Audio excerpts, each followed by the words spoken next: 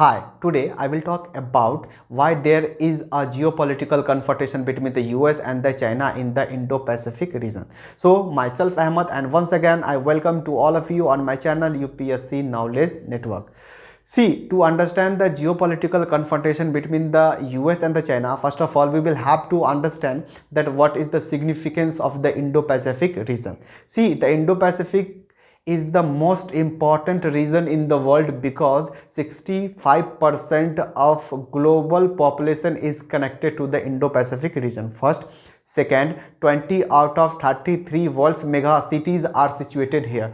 Third, 46% of world merchandise trade take place from this region, especially from the Malacca state. And we know very well that the China is a manufacturing hub in the world. So the most of export markets are situated other side of the China, such as the European continent, Middle East and the Africa. That's why today's the global economic growth engine is centered around the Indo-Pacific region. See, the rise of economic and the military Asian powers such as the China, India, Japan and the Southeast Asian country has shifted the global hotspots for geopolitics and economic activities from west to east because Asia has become center of the world economy. So let's try to understand that why there is a geopolitical confrontation between the US and the China in the Indo-Pacific region. See, the US and the China are competing for influence in the Indo-Pacific region. This brings them into a direct geopolitical confrontation, and this also leads them to rely upon Southeast Asian countries for promoting their strategic interest. One hand, the China has close relation with the several ASEAN countries such as the Singapore, Vietnam, Thailand, and on the other hand, the China has maintained a very strategic relation with the Laos, Cambodia, and the Myanmar. So let's try to understand that what is the significance of the ASEAN countries in the Indo-Pacific region.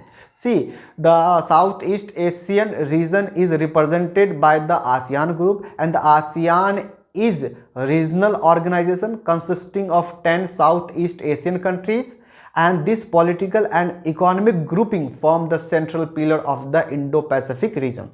See, if we see the rise of the China in the Indo-Pacific region, then we can realize that the rise of the China is largely centered on its excessive influence over the Southeast Asian countries because China is not only a key trading partner but it is also a major investor along with the territorial dispute, thus giving it ability to exercise a great leverage over many Southeast Asian countries. So let's try to understand that why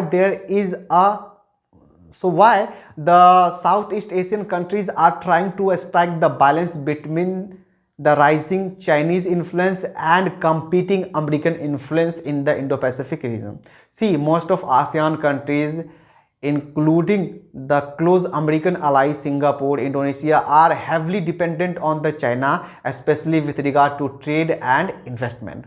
And this pushes all ASEAN countries to not choose sides between China and US as far as possible, because if they choose to act against the China will brutally exercise its economic leverage over them by triggering trade wars and by disrupting investment in these countries. See, to maintain its influence in the Indo-Pacific region, China has been funding billions of dollars and investment through its ambitious project Belt and Road Initiative. See, under the Belt and Road Initiative, China has been funding critical infrastructure such as the ports, roads, railway networks, energy projects and a special economic zone which is given it undisputable influence in this region. That's why China is in position to display its military and economic